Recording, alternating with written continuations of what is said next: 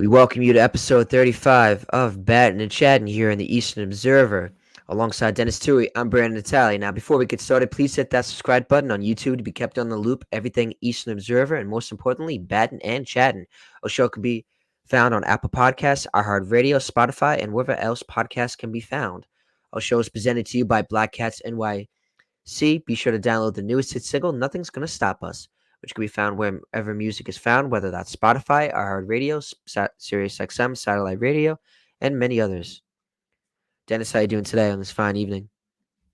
Doing pretty good.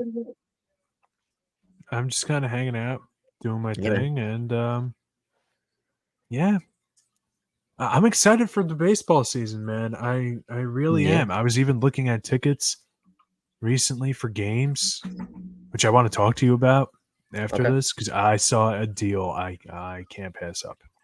Yeah. Talking No. to Let me a know. buddy of Yeah. Let me mine, know these deals. my friend Jonathan from The the baseball league. fantasy league. Yeah, Yeah, I love Jonathan. Yeah, I think I yeah, met you him met one him time. once. Yeah, great guy. I think I Yeah, follow him too. He's a nice guy. Great guy. yeah. And I was talking to him. I'm like, dude, we can't pass this game up. You gotta tell him. Tell Yank me honestly. Yankees Astros in the middle of May Ooh. Oh yeah, during the you were telling week, me. dude. Those tickets. I'm not gonna say what game it is because I don't want other people to buy the tickets I'm looking at. There's a deal that's like, whoa. I know what you're We're talking talking, about. I know. just I talking know about what The game you're talking Godfather. Talk about an offer I can't refuse. Whoa, about. you know. I know what game you're talking about because I know. I remember when you mentioned it the other day. Yeah. Mm. But I definitely look into it. That might be something I might have to call out. I mean, I wouldn't mind if I mean, um, Hey, got time? If you have vacation time, I got if I got the vacation vacation time, time I'll not so try to far. use it. I gotta. Would be a bad idea. I would have to. That I would wear since I'm gonna try not to wear. I mean, like I said, you know me. I wear my Yankees jersey to go incognito. Like I said, I'm a Mets fan. Die hard at heart. Wear my bleed blue and orange.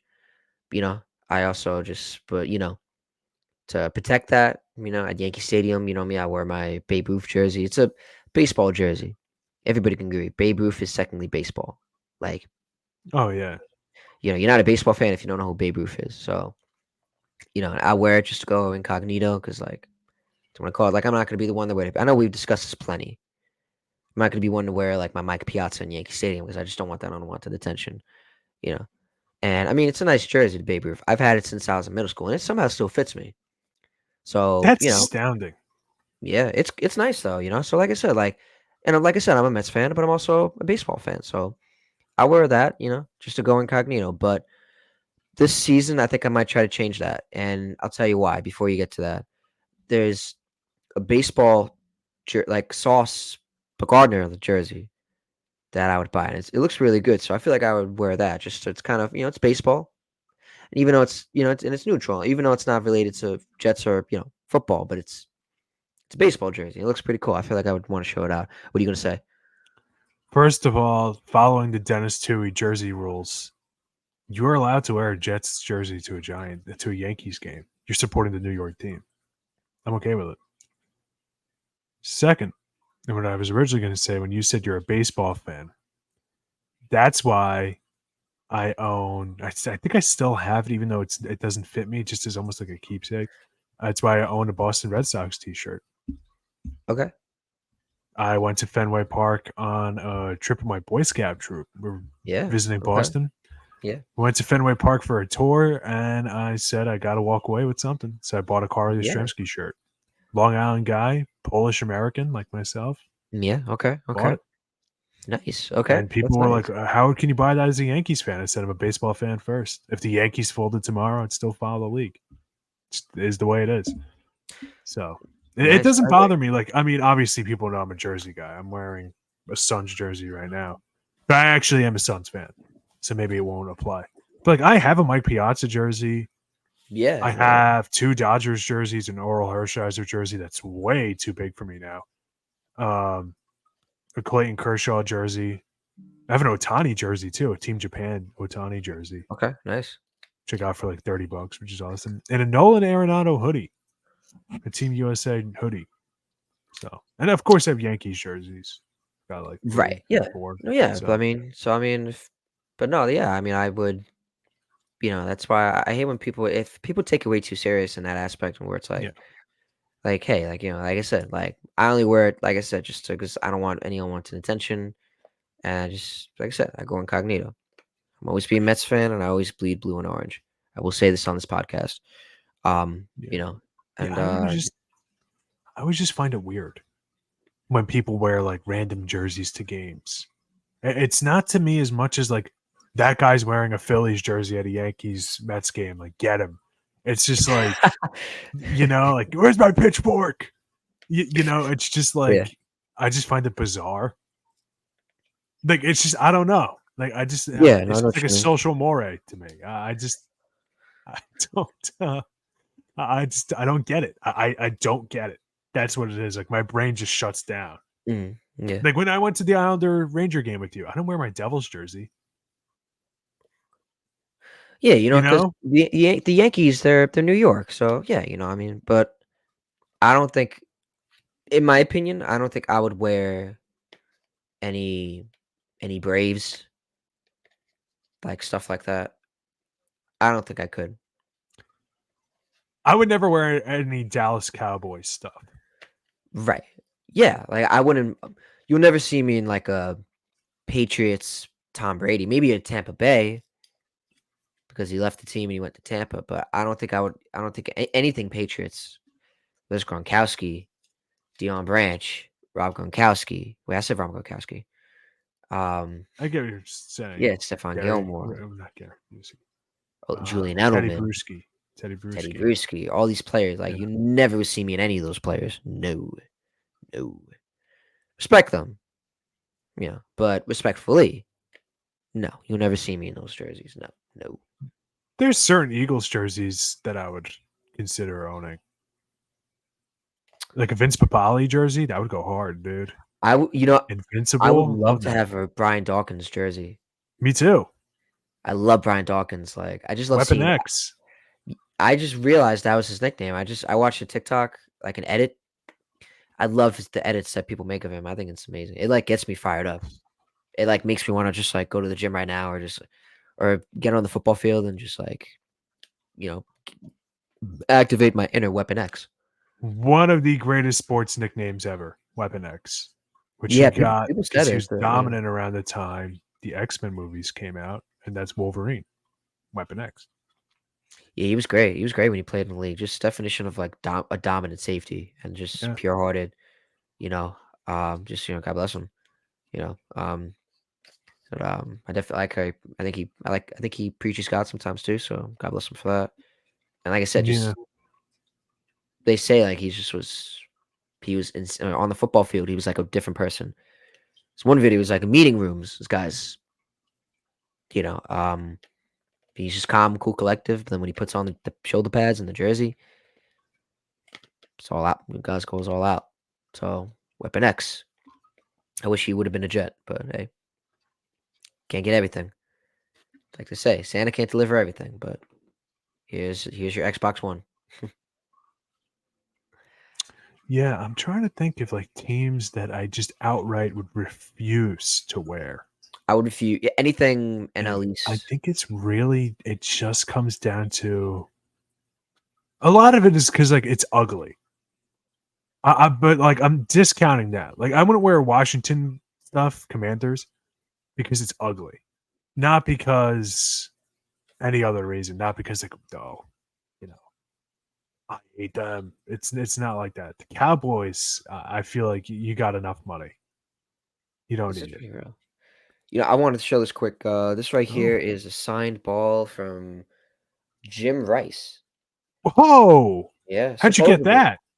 So when I was in Boston, because my sister was doing college tours at the time, she was just checking out colleges at Boston College when, and true story, the guy right on the board, he wrote the price of the college of tuition, and people walked out. So that's one thing on Boston College. Hey, probably good college, but like I said to people, be careful where you go your money. Yeah, But anyways, I know people who went there. I think it's a good college. I'm not going to downplay the college, but hey, that's the point I'm trying to get is hey, college expensive, you know. Yeah, Um, But anyways, it was my aunt Jenny, rest in peace, and my uncle Danny. We took a tour of Fenway, and then when we went to Fenway. Let's put that on quick. We went to the store outside of the park, and they had and I saw the ball, and and my aunt Jenny got it for me, so I'm forever grateful for it. It's 10 years later, it's still in my room, and I still have it. Um, and it was cheap too. It was like $50. And as I look at it, like it's pretty legit. Like it looks pretty like legit. Like pen is written on it. It's legit. So that's kind of my core memory when I went to Fenway. Jim Rice he's a Hall of Famer. Is he? Yeah, Yeah, he is. he's like top 5, 6 best Red Sox ever.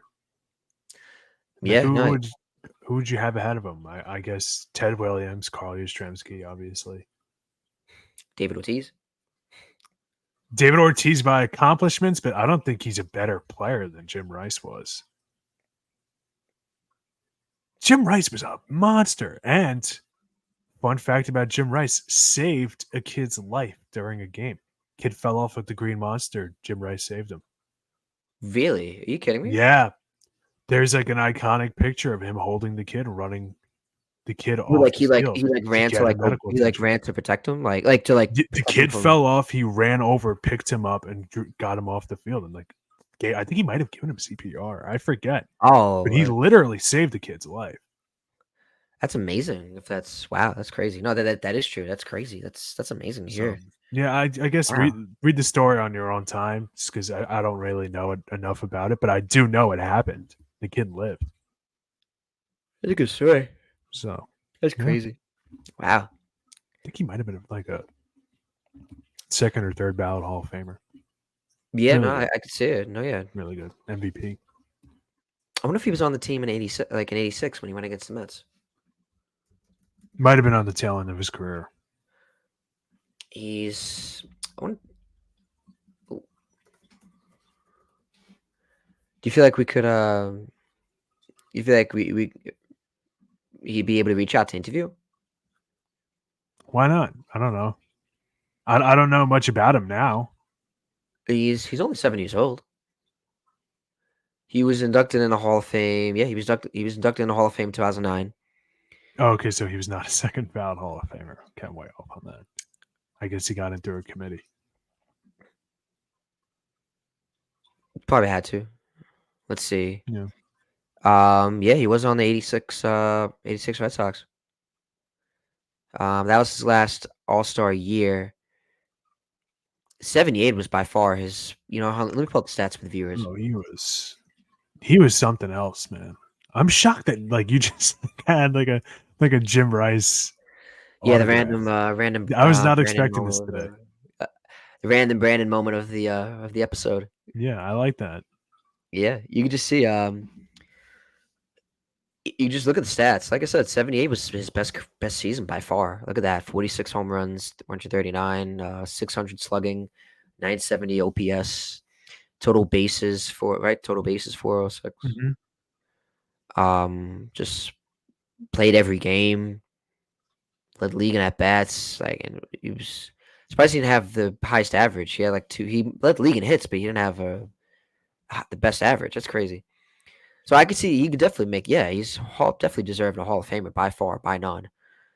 And yeah, obviously at the tail end of his career, you can see numbers sort of dip a little bit, but I want to what a good know. player. I want to know who beat him for Rookie of the Year in '75. That's Yeah, like a that's a good great question. rookie season. That's a good question. Let's take a look. Oh, Brad Lynn won MVP that year. Yeah, I mean, shoot. Could you Wow, both imagine having both guys on your roster? Gary Oh Carter my was on the team god. too. No, that's Oh at no! Oh no! No! No! National No! League No! No! No! No! Montreal. I don't. Yeah. I didn't mean that. No, I'm sorry. That's not what I meant.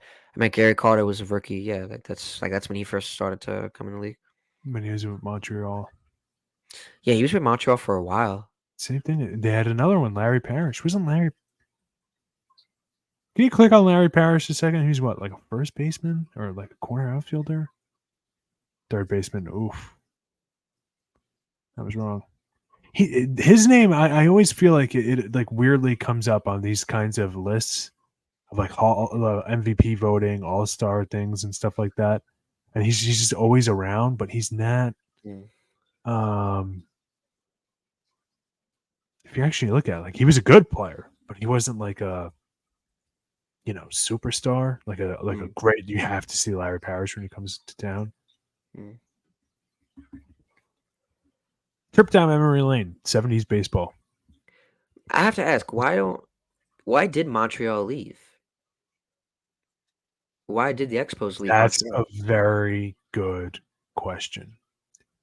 The real reason, and this isn't like just like harebrained stuff. They always had attendance issues, but the real problem was the 1994 strike. The league did not want Montreal to succeed. And the reason why they didn't want Montreal to succeed was just because Toronto went back-to-back World Series. And they didn't want the Canadian teams to keep winning. So 1994, the Montreal Expos had Larry Walker, Hall of Famer, Pedro Martinez, Hall of Famer. They had Randy Johnson. He left at that by that point. They had like a loaded roster. Actually, no, they traded Delano to Shields. But I think John Olerud was on that team too. Loaded roster. Okay, yeah. And all those guys left in free agency. They lost a lot of guys that offseason. Wow. Okay, so that was it. And yeah, I don't know. It's bizarre. Netflix, actually, we could actually talk this into current news. Netflix is making a documentary about it. Really? That must be good. So 1994, I guess. Yeah, Pedro was on the team, but not the Pedro we know now. The 342 ERA is very good for that era, but still not, he didn't win like a Cy Young or anything like that year. But they had Right. guys. John Wetland was one of the best closers of the 90s, maybe the best, if we're being honest. No, I guess Dennis Eckersley still had some good years. Um, Cliff Lloyd, another guy, great player, rookie. Really, Cliff. Wow. I know. Um, I love Cliff Ford. Moises Alou, Marquise Grissom, Larry Walker, uh, Rondell White, who was pretty good. They just had guys that were like good. They just had a really good roster, and I guess I was wrong. Olerud wasn't on the team at that point. I thought he was. And Just Cliff showing I Ford. know. But yeah, like their team was loaded for a few years there, and maybe he was in the minor leagues. Olerud, I forget. But He their started their his career with Montreal. their team was really good. And then they lost Larry Walker to the Rockies in free agency, Hmm. and just little by little, guys left, and they couldn't recuperate that talent. They had Vladimir Guerrero in the Yeah. minors at that point. They really should have been way better than they were, but the league just, I don't know. The league just didn't want them to succeed. It was hard for them to make deals and things like that. Hard to keep guys, so on and so forth. And I think I don't know. This would be an interesting just to do like an episode on like a slow news week because there's a lot to it that I kind of don't remember. Why did the Expos? He has a weird. I mean, he doesn't have that much hits, Cliff Floyd. I would feel like he had one more hits in his career.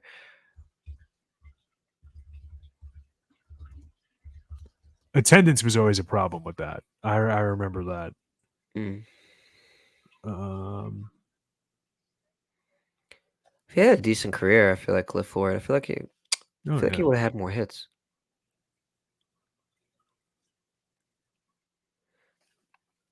But now since you mentioned when you mentioned Netflix, I don't know if you heard, but Boston Red Sox are getting their own documentary. They're like similar to Hard Knocks in a way, like how what Hard Knocks does for the NFL. It's kind of what the MLB is trying to do, or at least what Netflix wants to do. And the Boston Red Sox were chosen for that specific thing going on. So I think it's pretty cool. Um, So like, because they're basically, it would have been interesting to see for like spring training, but they're actually going to be going on through the whole season. They're actually going to be following them for the whole season. So I think it's pretty cool. So as I'm reading it right now, um, so yeah, that's going to be pretty cool. And you met obviously from this article by Amanda Richards on Tudum by Netflix. You see she talks about Cheer, Last Chance U, and Wrestlers. The doc series will debut in 2025 and offer unprecedented access to players, coaches, and executives from one of the most historic teams. So that's pretty cool.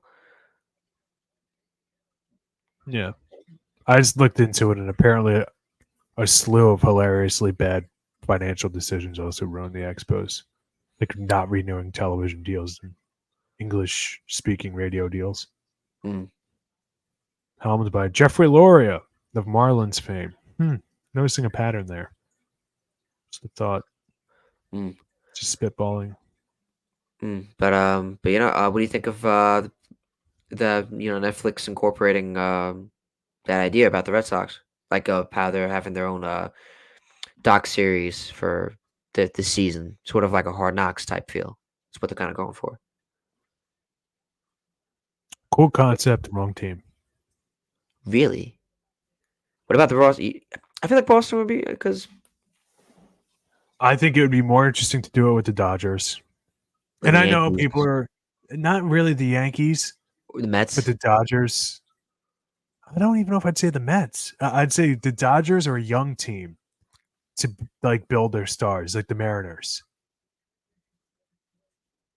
would be good because the Mariners they made their first playoffs 2 years ago. They made their first playoffs in 21 years. Trying to get back to that point, they have young guys on the team to see them go somewhere, like learn about them. The Red Right. Sox are like an in between. Like they should be rebuilding. They should be tanking. The Orioles would be a perfect team to follow for that reason. Build young stars, especially because they're a smaller market team. Well, maybe the Texas I think Rangers, it'd who be- are a team coming off of winning the World Series. How do they rebound or not rebound? How do they Yeah, like how do they that would come? be Make sure how do they defend their title? interesting. It's just The Philly, I when feel they like the pick Phillies would be good. when they pick hard knocks, what's the story going into it? Why pitch me your team, right? When it was with the Jets, they got Aaron Rodgers. They did this whole big offseason. Yeah, Of course. yeah, When it was with the Lions, it's like this young, kind of up and coming team, high powered offense, old fashioned eccentric coach that it just is extinct in modern right. sports. Just a lot going there that you kind of wanted to tune in. When they did it with the Cardinals, nobody cared. Yeah, that So wasn't a good team. when Yeah. you gotta follow if you're gonna follow a team, you're gonna follow a team. Same thing with the Dolphins. They have a lot of character. Love him or hate him, Tyreek Hill is a character. McDaniels, Mike McDaniel, great head coach. excuse me, is a Tua. character. Yeah, the Dolphins were good. I did watch it. I remember I was talking to Sean about it. Our boy Sean. Um, and I said to him like, "Hey, like, have you watched it?" He's like, "No, yeah, I don't watch the Dolphins. I'm a Jets. I'm a Jets fan." I'm like, "Okay, but it's Hard Knocks, and you're also a football fan. Like I said, how we allude to baseball. You're also a football fan. So especially football, like I'm pretty diehard with it. I cover and watch it extensively. So I'm gonna watch the Dolphins Hard Knocks because why not? It's interesting and they're a good team. So I watch it. So he's like, all right, I don't watch the Dolphins. Why would I follow the Dolphins? It's not about following them. It's just watching. You're following the sport of football, NFL. So, but yeah, no, that was definitely a good team. The Dolphins. In terms of baseball, I definitely think the Phillies should be good because it's been A lot of hard for them, personality. especially personality, Philadelphia itself, and just the fact that they were one game away from making it back to the World Series again. They were there a couple years before. The Astros, that'd be a good team. That would have been a good one. That would be a good team. Dusty Baker retired. He's no longer the manager. they're still kind of trying to fight the scandal, they're fighting the cheating scandal that's been haunting them. Cubs would have been good. Red Sox, I think, would not. This is not a good pick. I feel like the Mets Like, would have what's been the benefit in doing it for the Red Sox? Like, what angle are you coming at it from? A team on the decline? What? You know what I mean? Like, all right, so I guess it's going to be a tragedy, not a not like a happy story. Now they're going to go and win the World Series because they said that, but it's like, like I don't know what angle from a television perspective that they're trying to go with. That's just kind of what I'm thinking of. I'd say the same thing about the Angels. If they did it with them, it's like a bigger market team. Like, well, they have Mike Trout. Like, they also have a bunch of guys that underperform every year. Like, we're trying to sell a tragedy, The Rays. The Rays are always a good team, but It would have been interesting to see. what are we Definitely doing? would have been interesting to see the Dodgers because they got Shohei, they got Yamamoto, all these players in one Kershaw. team. Kershaw, Betts, Coy. Yeah, no, no, no. And not only do they have all those superstars that already Yeah, sell jerseys that are already not household names, there's no household names in baseball anymore, but guys that are popular and on commercials and on the news and stuff like that. But they just got humiliated in the postseason. And the angle you can go at it from is they're chasing something. All these superstars are chasing something. right. They're all used to being the best guys, and they got humiliated. They got punked out by a team that on paper was drastically inferior to them going into it. And I know people would say, well, they won, so get over it. But what I mean is that could be the angle you're looking at it from that perspective. Is that this team, for whatever reason, fell apart when they shouldn't have. They have a combination of old established guys, Kershaw, obviously, Bats Freeman. You have Yoshinobu Yamamoto coming over, this dude who's supposed to be a prodigy. You have Yeah. other young players that are pretty good, Will Smith, Gavin Lux, and probably others. Like, I think that would have been a better pick. I think that would have been the best pick. You have the stars. You have Dave Roberts kind of coaching for his job. Yeah. Like, Oh, that you would have been have a great. lot. Like, you have a lot going for it. It's in LA. It's like in Hollywood. Oh, yeah. Maybe it just. I think maybe they did approach him and they turned it down. Maybe not That's the correct. thing with baseball, man. Like, I don't know why the change happened, what it's about. I don't know why a lot of the players are like allergic to doing media and promotion. Have you ever noticed that? Some teams like to use the Is excuse that that it's much of a distraction than anything. that's such nonsense. Like I don't understand why 3 other sports could figure this out. the Jets didn't want to be on Hard Knocks. They kind of were kind of forced to by rule, but I think they kind of embraced it either way. The Jets had all the media coverage on them by far by none. And of course, it just didn't, the way it happens with in 4 plays of the season, it's just they look like buffoons.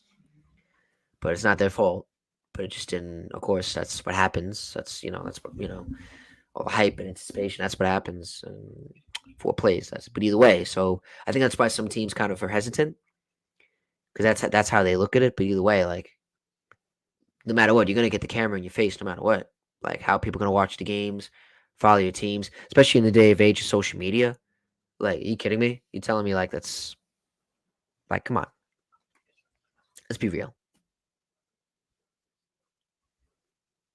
Yeah, I just don't follow the whole it's a distraction thing. I I don't know. Mm. But speaking of the Listen, man, Dodgers, like I'm sorry. just real quick with the whole distraction thing.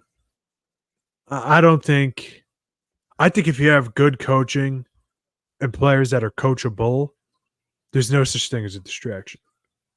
Okay. And I've been on teams, obviously not at a professional level, but I've been on teams that fell victim to distractions. because guys weren't coachable, because guys had problems, egos, things like that. But whose job is it to manage that? The coach. Right. So that's why I always felt the whole such and such is a distraction. I don't subscribe to it.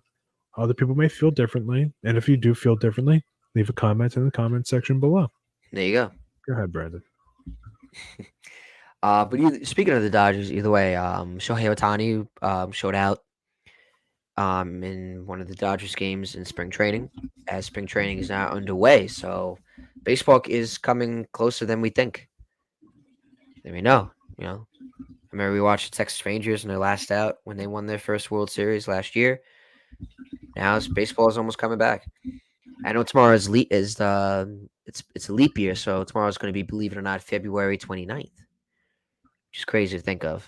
Isn't that crazy? And that could be another topic as itself. But in the meantime, here's some video of Shohei Ohtani hitting his first home run as a Dodger, unofficial because it's spring training. Take it however you want. But either way, here's how we got on. Here's some Shohei Ohtani highlights in a Dodger uniform, not in Angels, but in a Dodger uniform. Well, he was able to make the play, and here is Ohtani in what will more than likely be his final at bat today in his Dodger debut. There's a lot to look at. Excuse me, Tim, but again, very short stride, a weight transfer, but he is so big and strong. It's amazing. So much media attention when he took his first batting practice, live BP. Media members counting the number of swings he took and then the number of home runs he took. I believe the first one was 21 swings, 10 home runs, and that became national and international news. 0-1 to Ohtani. Outside, 1 ball, 1 strike. Well, as an observation, Ohtani is one of those few players that when he is about to come up, no one leaves their seat. The aisles are empty. Here's a 1-1 pitch. That's low, 2-1. One thing to keep in mind, he said he wanted to have 50 at-bats this spring, but a lot of those at-bats will be counted on the back fields. Last year for the Angels, he took 11 at-bats in the Cactus League games. All the rest of the at-bats he took are out back. So we don't know how many he's going to have here. He swings and misses, and now they count 2-2. Look at a couple of numbers of Ohtani where pitchers started to try and get to him. He handled the ball out away from him exceptionally well. The ball inside on his hands at times problematic. 2-2 is a little bit up. But even when Ohtani takes batting practice, and I had heard this from Dodger personnel even during the offseason, every time he goes to home plate, whether it be batting practice, everything is precise. Ramos has to dive back. A quick throw over by Leon. Ramos will run with the pitch.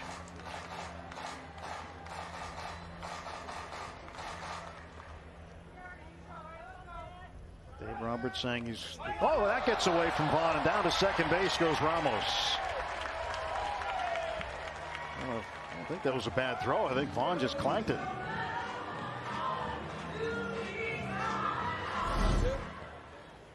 Well, you've got 3-2, and obviously you got some attention. Yeah, the ball was caught, tried to make the slap tag, and the ball just flew out of the glove. 3-2 to Shohei Ohtani as Leon stretches and comes to the plate now. Swung on, hit high in the air to left and deep. This ball carrying. This ball is gone. It is Dodger debut. Shohei Ohtani brings them to their feet. A 2-run home run. That's what they've been waiting for.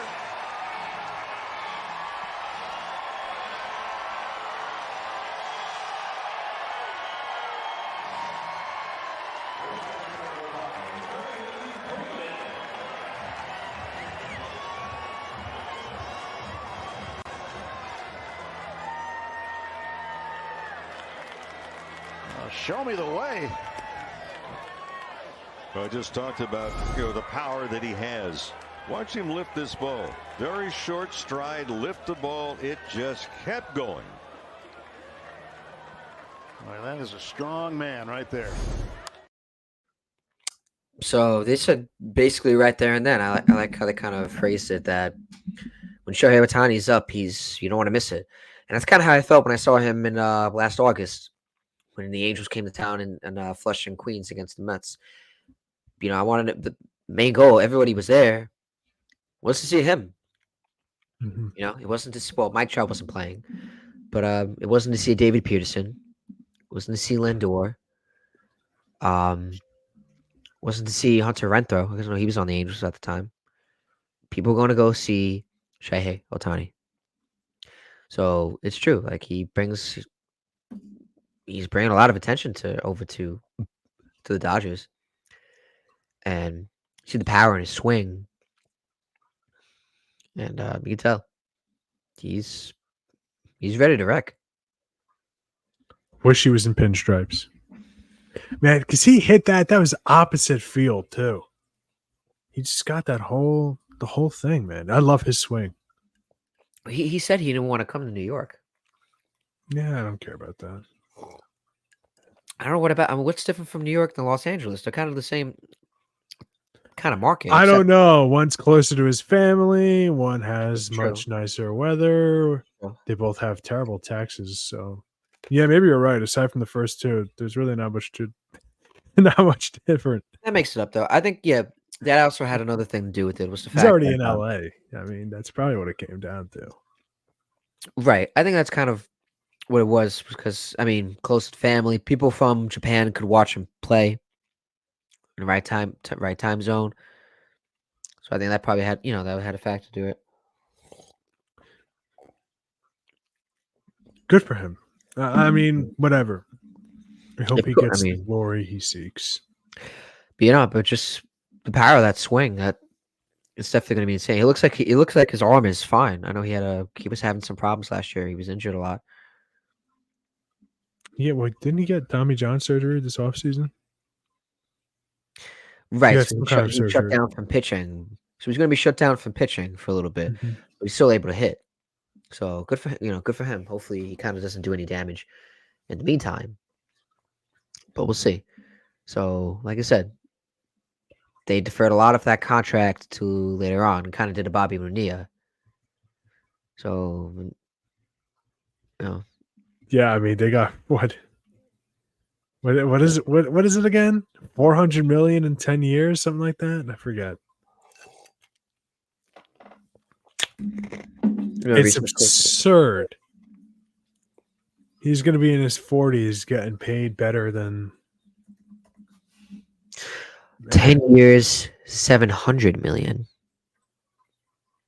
Yeah, but I'm talking about the deferments. It's the largest ever in pro sports. 50 million a year. That's what it comes down to. 10 years. So I think essentially,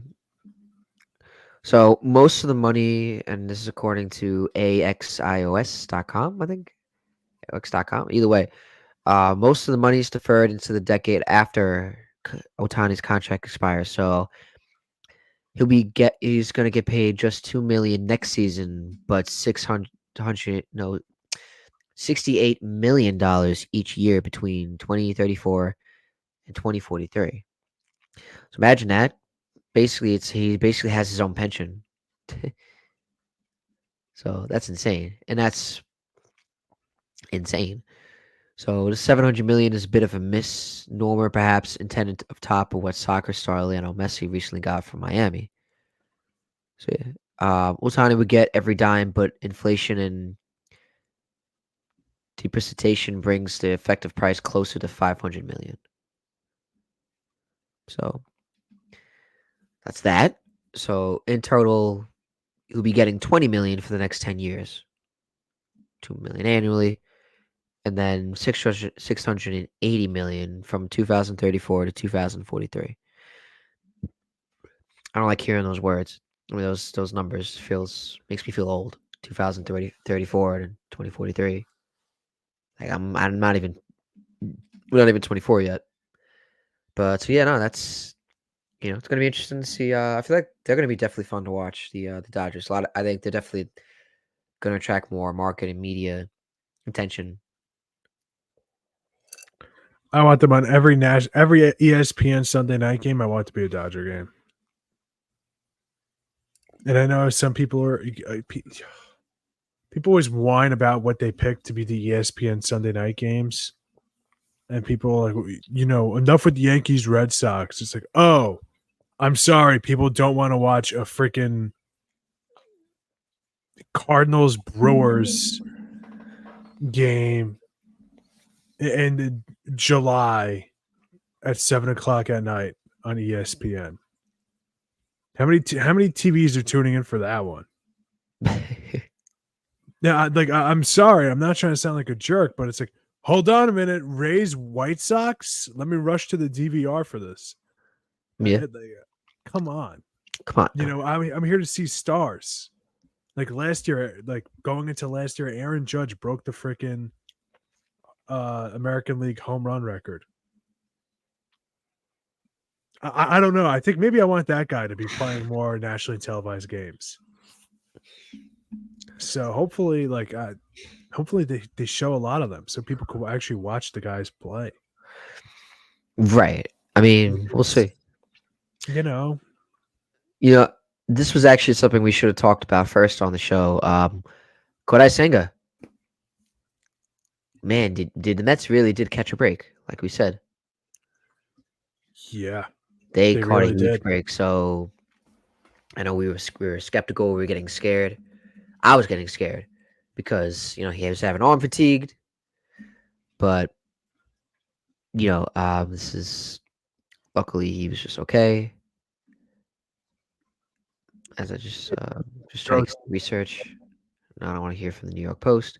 So, like I said last week, he left a session because he was having arm fatigue. He was getting an MRI. He was getting looked at. So, it definitely hurt a bit.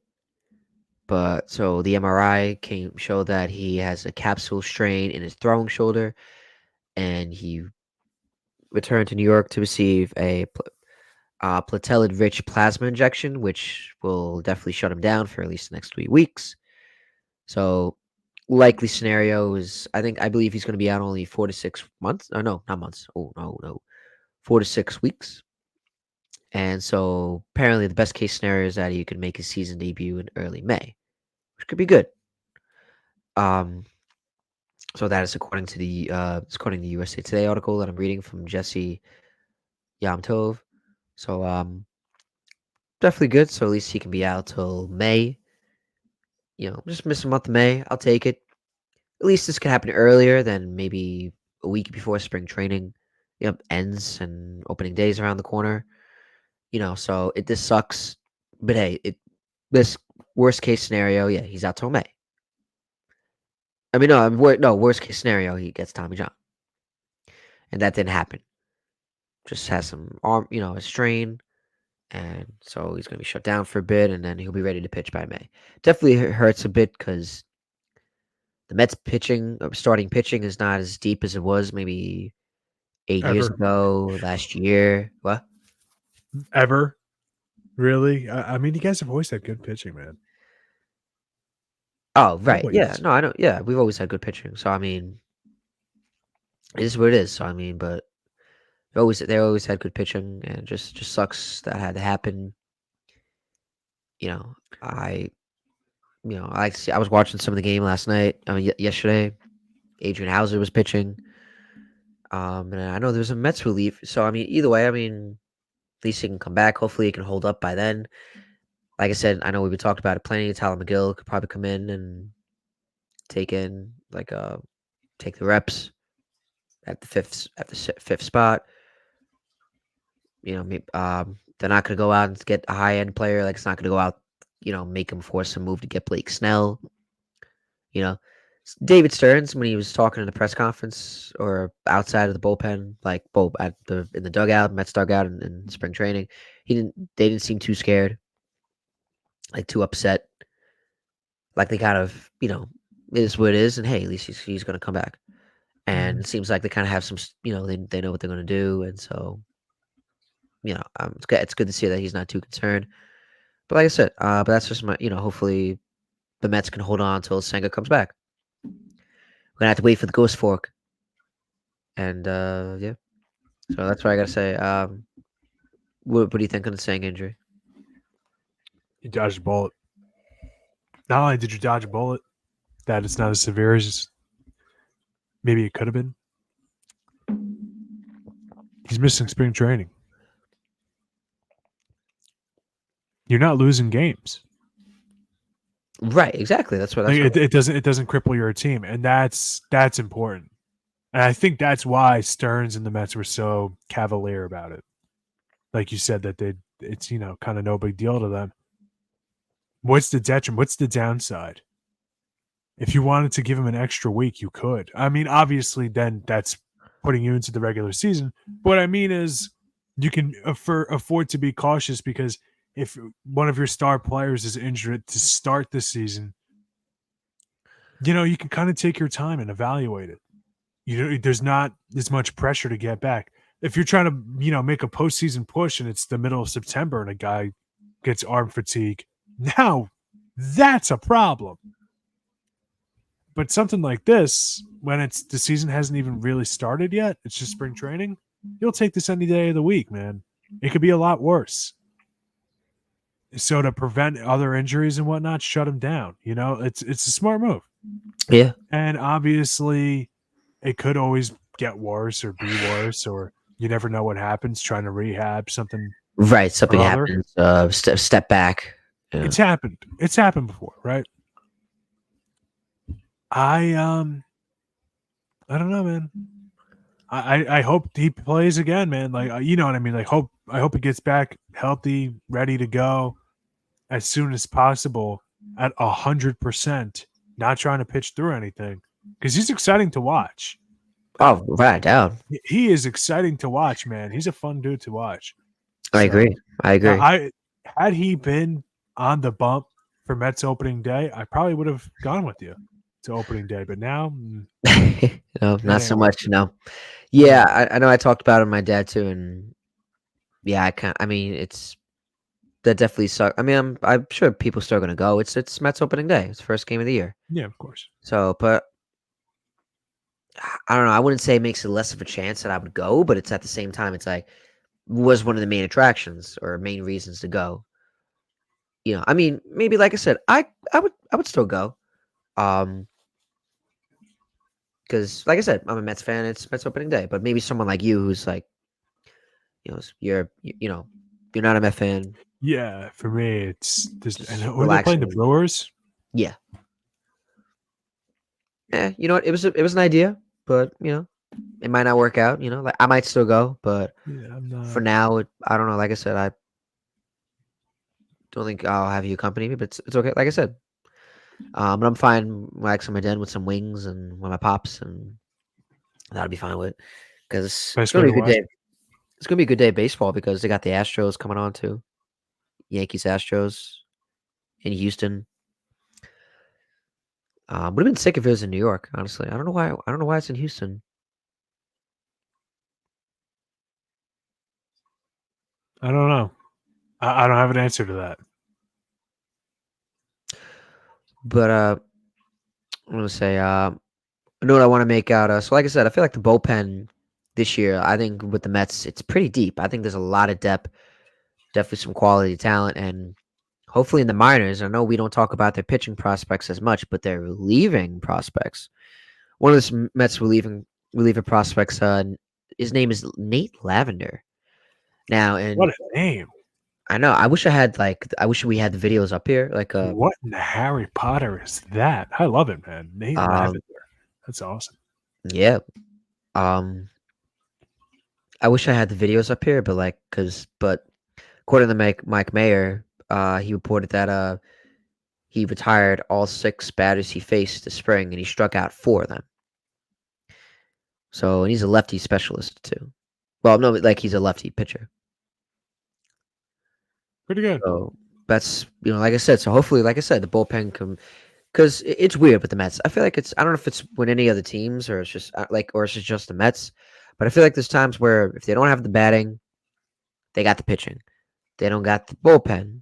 They got the hitting, and they got the starting pitch or starting. It like flip flops each year. It's always something new that they don't have. They can never put it together. I can't recall a year that they had everything firing on all cylinders. That's what I'm saying. That's what I mean. Maybe 15. No, they didn't have the But hitting. The hitting it was all right. yeah, it was Daniel Murphy and David Murphy. I'm sorry. He carried them that year. Well, that postseason, he carried them to the World Series. Yeah, it was David Murphy. Wait, isn't it Daniel Murphy? Yeah, Daniel Murphy. Yeah. I don't know why I corrected myself and made myself wrong. Daniel Murphy, yeah. It was him, and everybody else was like kind of cold. Cespedes was okay, but yeah, I guess you're right. Like even that year, they got there on pitching. And I don't know how good the bullpen was. Was that one of Familia's like good years? His good year? He was all right. He had some lone saves. Like, he had a lot of them that year. Decent amount, especially one in the World Series in Game 1. I remember he was decent that year. Like, Familia, he had some good years with us, and that was definitely one of his seasons where he was great. He was good. Yeah. So I mean, you're right. It really is bizarre because the Yankees, looking at it from the perspective of my team, we have years that we don't win, but like everything does kind of come together. Like there's not like a part of the team that like sucks. Last year and the year before, the offense was atrocious, save for Aaron Judge. But in the past, things have been firing on all cylinders. You just don't win. You just don't win. So it is strange. Like the only issue the Mets really have right now is starting pitching. I think you guys have bullpen depth, but not the names that you would expect. Not guys that are as consistent, maybe.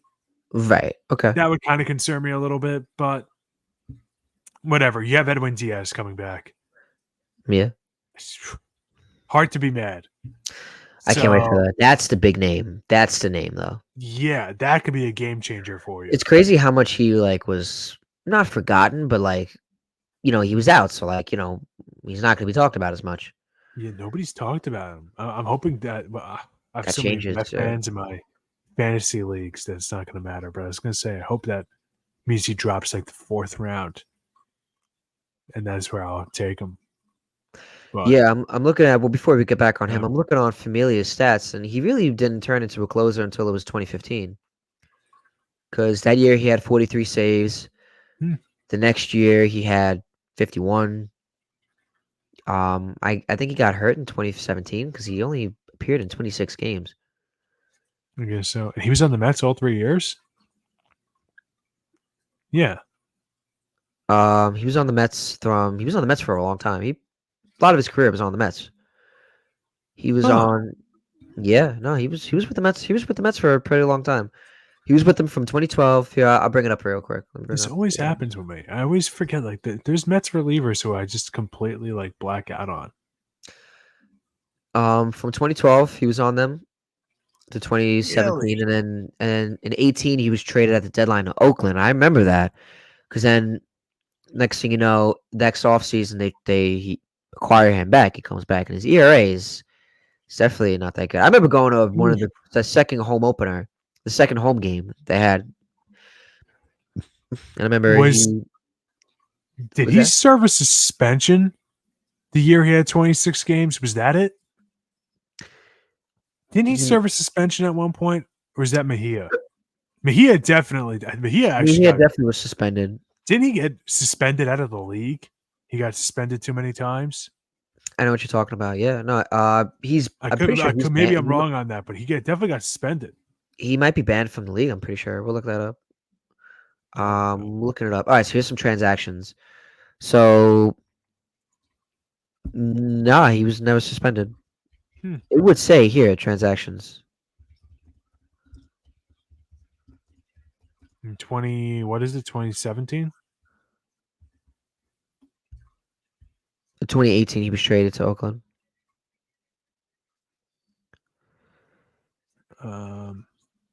He had a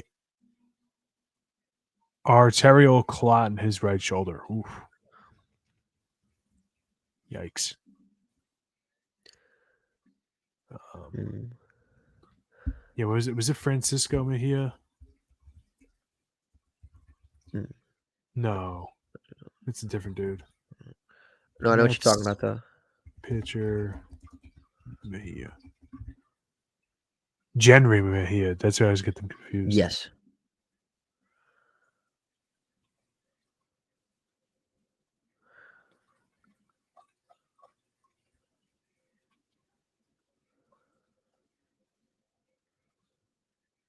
Yeah, he was indefinitely banned, and then he was reinstated at one point.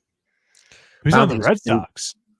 Was he? He never got to the majors, but he was on the Red Sox as minor leaguer in 2019. Jenry Mejia. All right.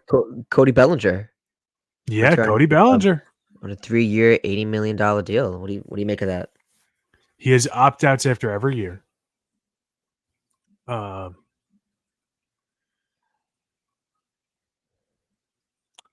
I don't have sources or anything like that. But with how bizarre this offseason was, I think there might have been some collusion going on. Well, what? There's no way that after the season he had, being a former MVP candidate, 3 years, $80 million. That's an insult. I can't fathom that. And the same thing with Blake Snell. I don't know if guys are sick of Boris's nonsense. JD Martinez isn't on a team right now. Yeah, like come on. He should be a Met. Matt He should Chapman's be not in on a a Met team right now. uniform. No team could use what? The third or fourth best defensive third baseman in the league. And Matt Chapman, who can get hot for a week or two at a time. Nobody needs him. That's what you're telling me. Something's That's not adding up. bizarre, man. Yeah, like something's not adding Montgomery, up. Like something strange. I'm not saying, collusion and like there needs to be an investigation. But what I'm saying is like something bizarre is going on with some of these guys and their agents or agent. I can't. I don't know, man. Is it me? no, it's not Dennis. What? Like Maybe we got to go up and we got to challenge Scott Boras. We got to be the ones to do it. But no, it has to be addressed though. The baseball free agency, I don't get it. It's slow as molasses, and that's not yeah. Sandy Cheeks talking. It's any baseball fan would agree. There's a ton of good players that just haven't been signed yet. I just don't. I get it. You want to try to get every top dollar you get, but like at the same time, it's like the love of the game has to outweigh the business sometimes. I look at. Okay, go ahead. Like I said, get all the money you deserve. Trust me, I get Mm-hmm. that. But at the same time, like, how long are you gonna wait? If I'm a team in the AL Central, and I bludgeon the Central region, I really do, and I'm sorry.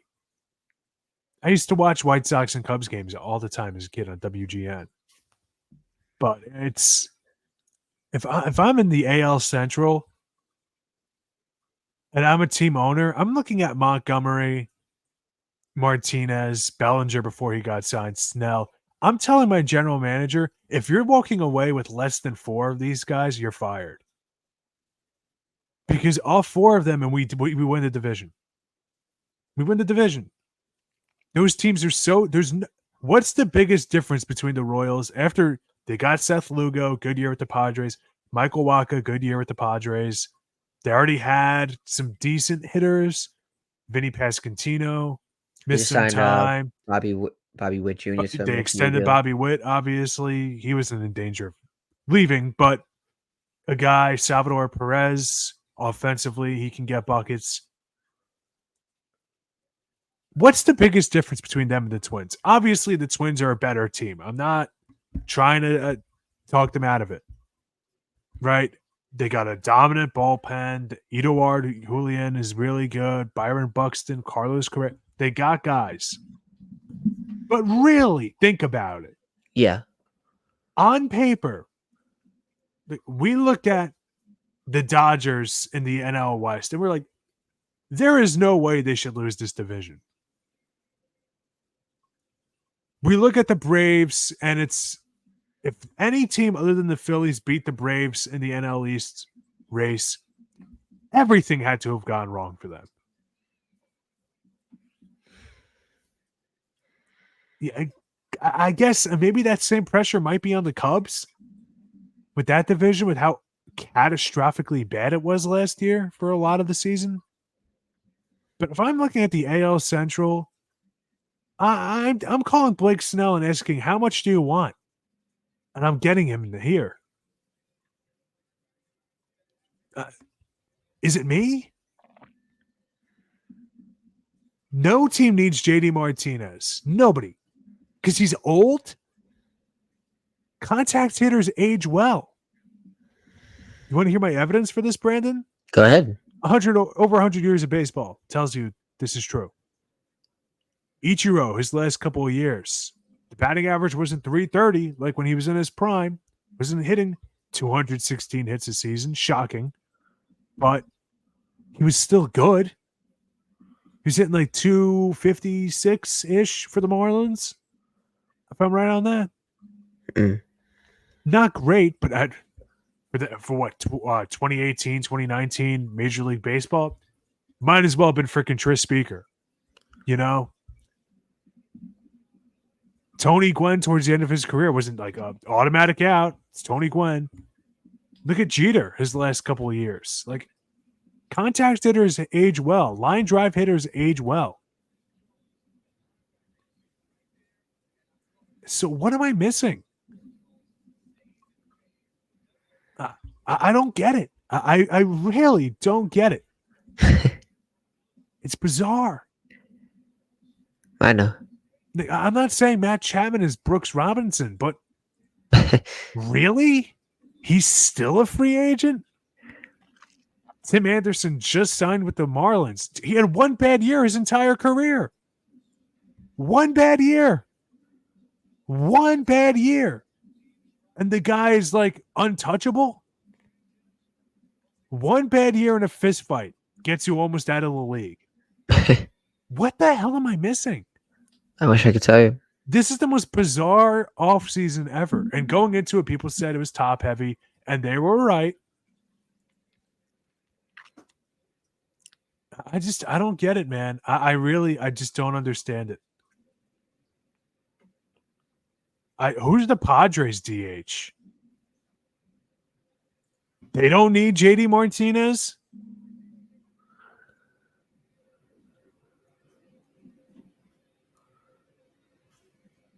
Maybe they don't. I'm looking at their roster. I know the Mets do. The Mets could fill out the DH spot like that. If they can get in, I'd be fine with it. Sure. Yeah, like why aren't they taking him? Something's going on. The Tigers? I'm looking at I loved what the Tigers did this offseason. I really did. Yeah. I'm really high on them going into the season.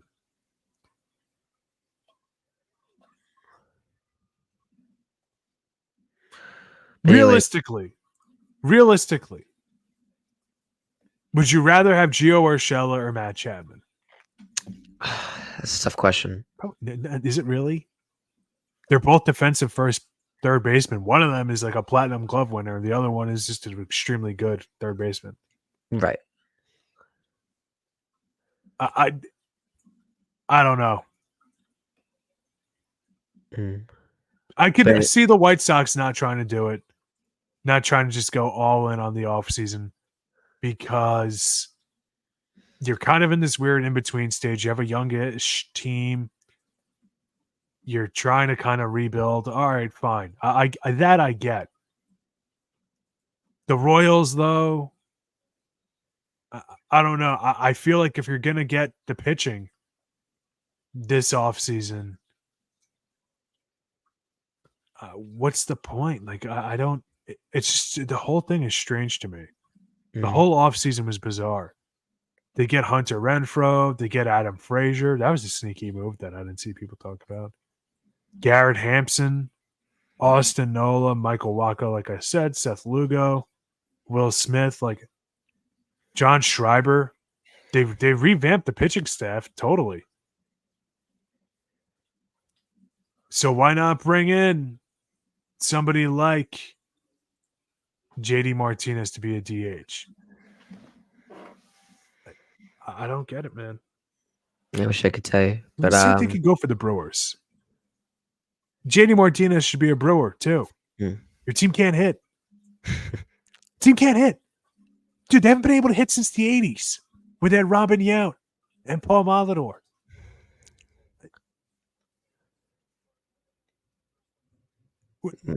What are they waiting for? Now their lineup has gotten better. They made some moves. But still, what are they going to do? What will DH Gary Sanchez every now and then? You tell me who's better. The whole thing is odd, man. It's really odd.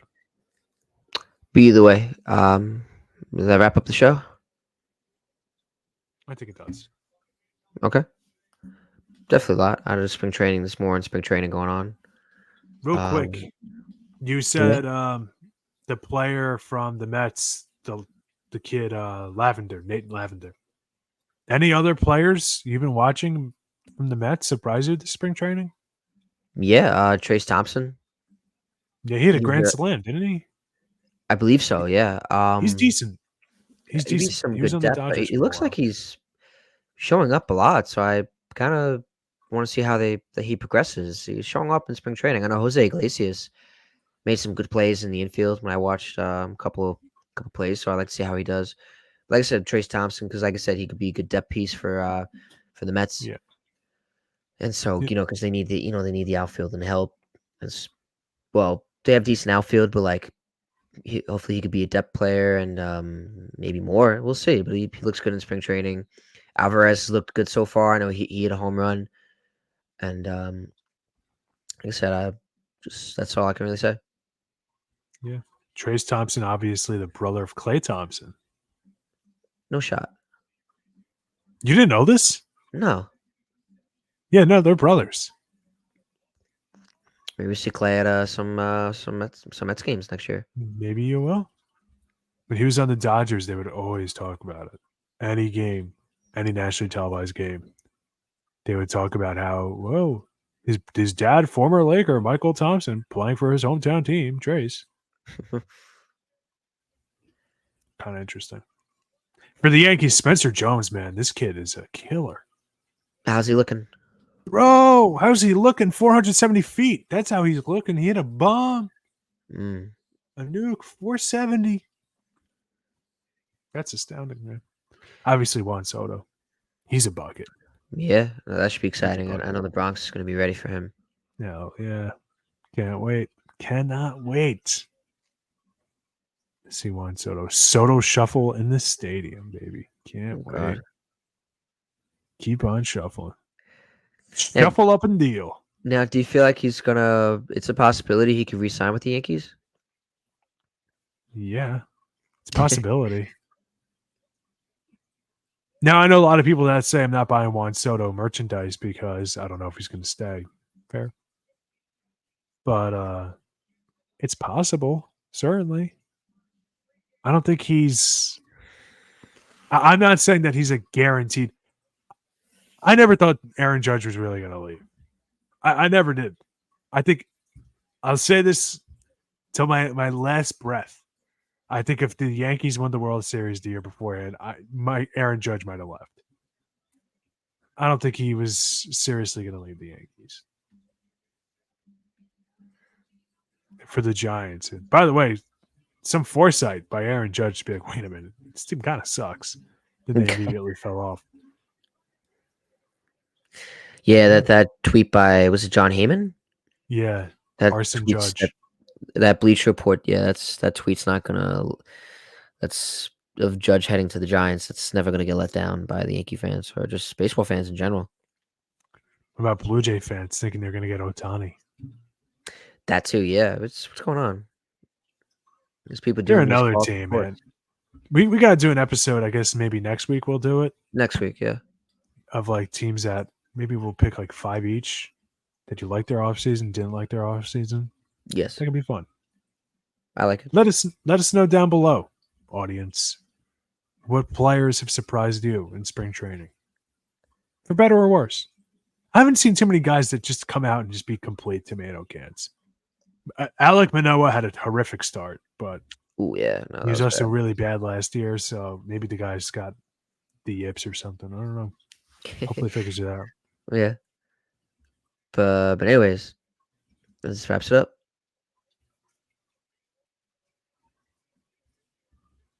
Okay. Yeah. We thank you for joining us in another edition of Battin Chattin. For my co-host Denis Tuohy and the entire Blackjack Group Media team, I'm Brandon Natale, saying so long, and we'll see you next time.